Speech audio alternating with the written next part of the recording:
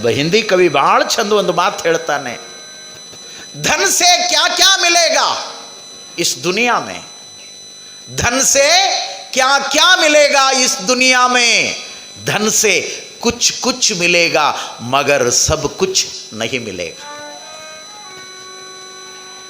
ಏನೇನೋ ಒಂದಿಷ್ಟು ಸಿಗಬಹುದು ದುಡ್ಡು ಕೊಟ್ರೆ, ಆದ್ರೆ ಎಲ್ಲದನ್ನೂ ಕೂಡ ದುಡ್ಡು ಕೊಟ್ಟು ಈ ಜಗತ್ತಿನೊಳಗೆ ಖರೀದಿ ಮಾಡೋಕ್ಕಾಗೋದಿಲ್ಲ.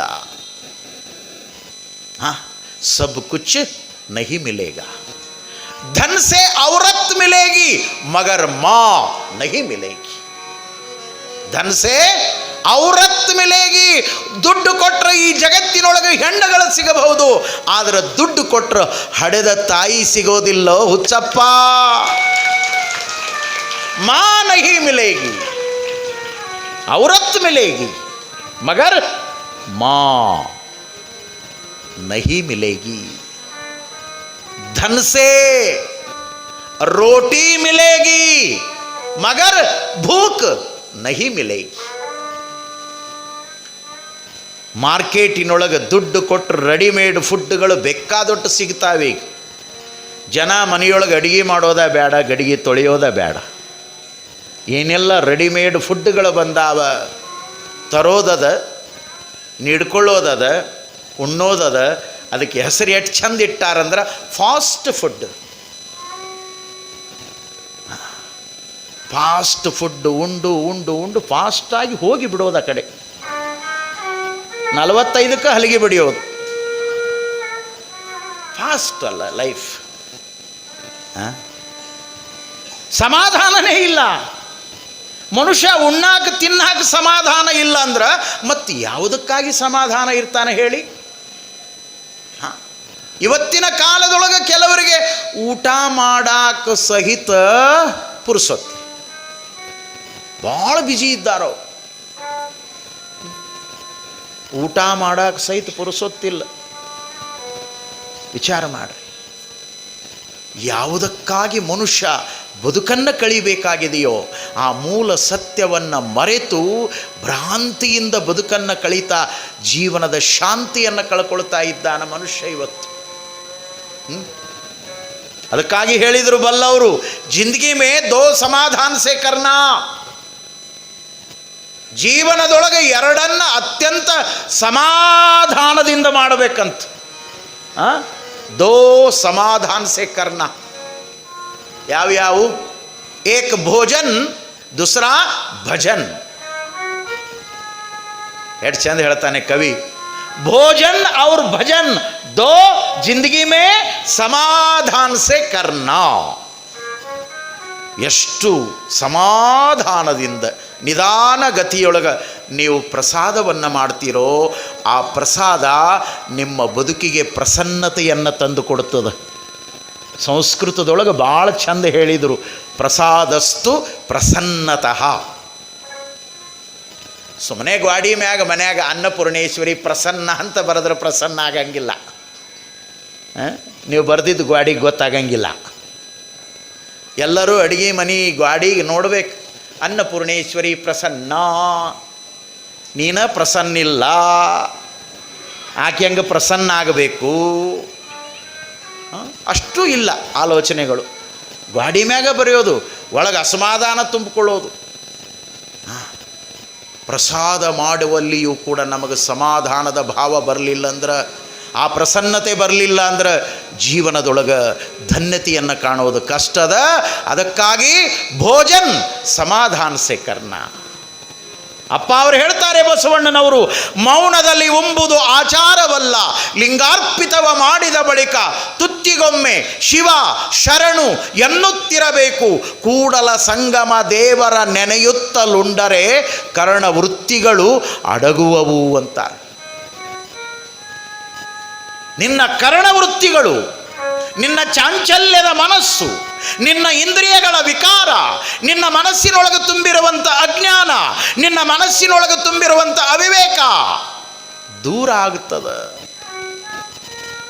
ಅದಕ್ಕಾಗಿಯೇ ನಮ್ಮ ಹಿರಿಯರು ಭಾಳ ಚಂದ ನೋಡ್ರಿ, ಅವರೊಂದು 2-3 ಮಾತು ಹೇಳ್ತಿದ್ರು. ಹಿರಿಯರು ಹೇಳುವ ಮಾತಿನೊಳಗೆ ಜೀವನದ ಸತ್ಯವೇ ಅಡಕವಾಗಿದೆ. ಅವ್ರು ಎಷ್ಟು ಚಂದ ಹೇಳ್ತಿದ್ರು ಅಂದರು. ಅವ್ರು ಹೇಳ್ತಿದ್ರು, ತಮ್ಮ ಮೈ ಮುರಿದು ದುಡಿ, ಹೊಟ್ಟೆ ತುಂಬ ಊಟ ಮಾಡು, ಕಣ್ ತುಂಬ ನಿದ್ದೆ ಮಾಡು, ಜೀವನದೊಳಗೆ ತಣ್ಣಗಿರು ಅಂದ್ರು. ಹಿಂಗಿಲ್ಲ ಇಲ್ಲ ನಾವು ಯಾರು. ಹೊಟ್ಟೆ ತುಂಬ ಊಟ ಮಾಡೋರು ಇಲ್ಲ, ಕಣ್ ತುಂಬ ನಿದ್ದೆ ಮಾಡೋವು ಇಲ್ಲ, ಹುಟ್ಟಿದ ಮಕ್ಕಳು ಸಹಿತ ನಿದ್ದೆ ಮಾಡೋವಲ್ವ ಈಗ. ನೋಡ್ರಿ ನೀವು, ಇವ ಮಲಗವಲ್ದ ಅಂತಾಳೆ ಹಡ್ದಾಕಿ. ಆಕೆ ಮಗ್ಲಿದ್ದಾಗ ಹೇಳ್ತಾಳೆ, ಕೊಡು ಮೊಬೈಲ್ ಮಕ್ಕೋತೈತೆ ಅಂತಾಳೆ. ಮೊಬೈಲ್ ಕೊಟ್ಕೊಳ್ಳೋ ಮಕ್ಕೊಂಡು ಬಿಡುತ್ತದು. ಹಿಂಗೆ ನಡೆದದು ಒಟ್ಟು ಜಗತ್ತು, ಹಿಂಗೆ ನಡೆದದು. ಸಮಾಧಾನನೇ ಇಲ್ಲ.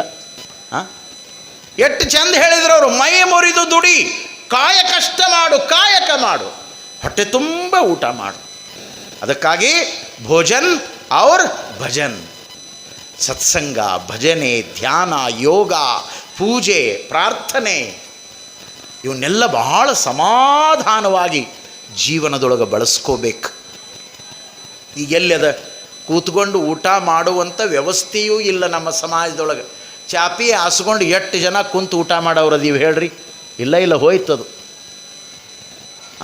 ಡೈನಿಂಗ್ ಟೇಬಲ್ ಬಂದು ವ್ಯವಸ್ಥೆನೇ ಮೊದಲು ಕೆಟ್ಟು ಹೋಯಿತು. ಡೈನಿಂಗ್ ಬಂದ ಮೇಲೆ ಬಂತು ನೋಡ್ರಿ ಹೊರಗೆ ಬಫೆ. ನಿಂತ ಉಣ್ಣೋದು, ಅಡ್ಡಾಡ್ಕೋತ ಉಣ್ಣೋದು. ಮುಂದೆ ಬರ್ತಾ ಇಂಥ ಕಾಲ ಬರ್ತದಲ್ಲ, ಇವೇನು ಪ್ಲೇಟ್ ಹಿಡ್ಕೊಂಡು ನಿಂತಾನಲ್ಲ, ಇವನ ಮೇಲೆ ಒಬ್ಬ ನಿಂದಿರ್ತಾನೆ. ಇವನ ಪ್ಲೇಟ್ ಅವನ ಕೈಯಾಗ, ಅವನ ಪ್ಲೇಟ್ ಇವನ ಕೈಯಾಗ. ಇದು ಅಚ್ಚರಿ ಪಡುವ ಕಾಲ ಏನಿಲ್ಲ, ಬರ್ತದೆ, ಗ್ಯಾರಂಟಿ ಬರ್ತದೆ. ಎಷ್ಟು ಚಂದ ಸುಖಾಸನದಲ್ಲಿ ಕೂತ್ಕೊಂಡು, ಅಡ್ಡುಣಿಗೆ ಮುಂದಿಟ್ಕೊಂಡು, ಮಣಿ ಮುಂದಿಟ್ಕೊಂಡು, ಕಂಚಿನ ಗಂಗಾಳದಾಳ ಹಾಲು ನುಚ್ಚು ಹಾಕ್ಕೊಂಡು ಊಟ ಮಾಡಿದ್ರೆ ಅದು ಸ್ವರ್ಗ ಸಮಾನ ಆರೋಗ್ಯ. ಅದನ್ನೀಗ ತಿರುಗಿ ಒಳ್ಳೆ ಅದನ್ನೇ ಹೇಳಕತ್ಯಾರ ದೊಡ್ಡ ದೊಡ್ಡ ಸಾಹುಕಾರಗಳಿಗೆಲ್ಲ ಹೇಳೋದು ಅದನ್ನು, ಅಕ್ಕಿಯನ್ನು ಉಣಬ್ಯಾಡ್ರೋ ಒಂಟುಟ್ಲೆ ಹೋಗ್ಕಿರಿ, ಜ್ವಾಳದ ನುಚ್ಚು ಉಣ್ರಿ. ಅವ್ರು ಬಿಟ್ಟಾರ. ಈಗ ಸಾಹುಕಾರ ಮನ್ಯಾಗ ಅಕ್ಕಿನ ಬಂದಾಗ ಯಾವ ಹುಡುಕ್ತಾರೆ, ಹಳ್ಳಿಗೆ ಹೋಗಿ ಜ್ವಾಳದ ನುಚ್ಚು ಹುಡುಕ್ತಾರೆ. ಅವು ಸಾವಯವ ಕೃಷಿ ಒಳಗೆ ಬೆಳೆದವ ಹುಡುಕ್ತಾರೆ.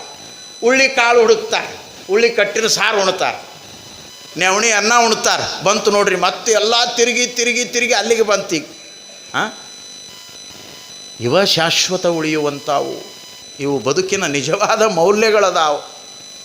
ಅದಕ್ಕಾಗಿ ಧನ್ ಸೆ ಕುಚ್ ಕುಚ್ ಮಿಲೇಗಾ ಮಗರ್ ಸಬ್ ಕುಚ್ ನಹಿ ಮಿಲೇಗಾ, ಧನ್ ಸೆ ರೋಟಿ ಮಿಲೇಗಿ ಮಗರ್ ಭೂಕ್ ನಹಿ ಮಿಲೇಗಿ.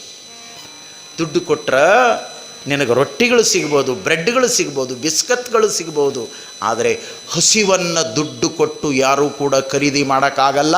ಹಸಿವು ಪ್ರಕೃತಿ ದತ್ತವಾಗಿ ಕಾಯ ಕಷ್ಟ ಮಾಡಿದಾಗ ಹಸಿವು ಅನ್ನೋದು ಉತ್ಪತ್ತಿ ಆಯಿತು ಅಂದ್ರೆ ಆ ಹಸಿವಿನಿಂದ ತೃಪ್ತಿ ಆಗ್ತದೆ, ಆರೋಗ್ಯ ಇರ್ತದೆ, ಆನಂದ ಸಿಗ್ತದೆ. ಎಷ್ಟು ಚಂದ ಹೇಳಿದ ರಾಷ್ಟ್ರಕವಿ, ಧನ್ಸೆ ಧನ್ಸೆ मच्छरदान मिलेगी, धन से मच्छरदान मिलेगी मगर नींद नहीं मिलेगी. ಹಾಸ್ಕೊಳ್ಳೋದು ಸಿಗಬಹುದು, ಸೊಳ್ಳಿ ಕಡಿತಾವಂತ ತಿಳ್ಕೊಂಡು ಕಟ್ಕೊಳ್ಳೋ ಮಚ್ಚರದಾನಿನೂ ಸಿಗಬಹುದು. ಆದರೆ ಇವುಗಳನ್ನು ದುಡ್ಡು ಕೊಟ್ಟು ಮಾರ್ಕೆಟಿನಿಂದ ತರಬಹುದು ಮನುಷ್ಯ. ನಿದ್ರೆಯನ್ನು ದುಡ್ಡು ಕೊಟ್ಟು ಖರೀದಿ ಮಾಡೋಕ್ಕಾಗಲ್ಲ. ನಿದ್ರೆ ಅನ್ನುವಂಥ ಸಂಪತ್ತನ್ನು ಭಗವಂತ ಈ ಬದುಕಿಗಾಗಿ ಕೊಟ್ಟಿರುವಂಥ ಬಹಳ ದೊಡ್ಡ ಬದುಕಿನ ಸಂಪತ್ತದು. ನಿದ್ದೆ ಕೊಟ್ಟಾನಂತ ತಿಳ್ಕೊಂಡ ನಮ್ಮ ಬುದ್ಧಿಗಳು ಇಟ್ಟು ನೆಟ್ಟಗದಾವ. ಹಗಲೊತ್ತು ಏನೇನು ವ್ಯವಹಾರ ಮಾಡೀವಿ, ಉದ್ಯೋಗ ಮಾಡೀವಿ, ಪರಿಶ್ರಮ ಪಟ್ಟೀವಿ, ದಣ್ಕೊಂಡೀವಿ, ಆಯಾಸ ಪಟ್ಟೀವಿ. ರಾತ್ರಿ ನಿದ್ದೆಯೊಳಗೆ ಅದನ್ನೆಲ್ಲ ಕಳ್ಕೊಂಡು ಮನುಷ್ಯ ಎವ್ರಿ ಮಾರ್ನಿಂಗ್ ಬೆಳಗಿನ ಜಾವ ಫ್ರೆಶ್ ಆಗಿ ಎದ್ದು ಬಿಡ್ತಾನಲ್ಲ, ಹೂ ಅರಳಿದಂಗೆ ಅರಳುತ್ತಾನ. ಆರಾಮಾಯ್ತಪ್ಪ ನಿದ್ದೆ ಅಂತ. ಒಂದು ವೇಳೆ ಅದನ್ನು ಕೊಡದ ಹೋಗಿದ್ರೆ 24 ತಾಸು ಹಗಲ ಮಾಡಿಟ್ಟಿದ್ದ ಅಂದ್ರೆ ಹೆಂಗಿತ್ತು ನಮ್ಮ ಬಾಳೆವು?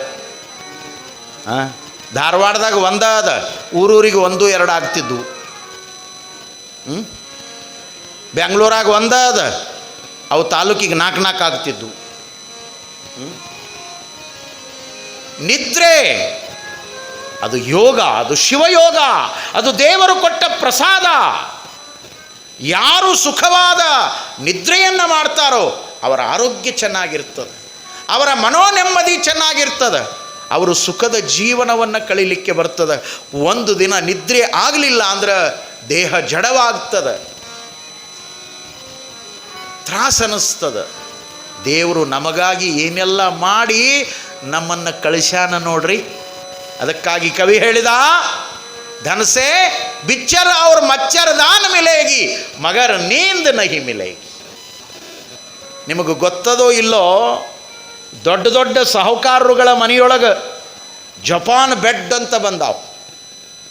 5 ಲಕ್ಷಕ್ಕೆ ಒಂದು ಬೆಡ್, ಅದು ಸುಮ್ಮ ಹಾಸ್ಕೊಂಡು ಮಕ್ಕಳೋದು, ಇನ್ನು ವಚಗಳೋ ಬೇರೆ. ಅವು ಬೆಡ್ 5 ಲಕ್ಷ. ಅದಕ್ಕೆ ಏರ್ ಕಂಡೀಷನ್ ರೂಮ್ನೊಳಗೆ ಡಬಲ್ ಕಾಟ್ ಮೇಲೆ ಜಪಾನ್ ಬೆಡ್ ಹಾಕ್ಕೊಂಡು ಮಲ್ಕೊಂಡಾನ. ಬೆಳತನ ನಿದ್ದೆ ಹತ್ತವಲ್ದು, ಉಳ್ಳಾಡ್ತಾನೆ ಈ ಕಡೆಯಿಂದ ಆ ಕಡೆ, ಆ ಕಡೆಯಿಂದ ಈ ಕಡೆ, ಆ ಕಡೆ. ಇವ ರೈತ ಹೊಲಕ್ಕೆ ಹೋಗ್ಯಾನ, ಕಷ್ಟಪಟ್ಟು ದುಡಿದು ಬಂದಾನ. ಜಪಾನ್ ಬೆಡ್ ಇಲ್ಲ, 4 ರೊಟ್ಟಿ ಕಾರ್ಪುಡಿ ತಿಂದು ನೆಲದ ಮೇಲೆ ಗೋಣಿ ತಟ್ಟ ಹಾಸ್ಕೊಂಡ್ರೆ ಸುಖದ ನಿದ್ದೆ ಮಾಡ್ತಾನ, ಆನಂದದ ನಿದ್ದೆ ಮಾಡ್ತಾನ. ರೊಕ್ಕದೊಳಗೆ ಸುಖ ಇಲ್ಲ. ನಿನ್ನ ಬದುಕಿನ ಜೀವನದ ಸತ್ಯದೊಳಗೆ ಸುಖ ಅದ.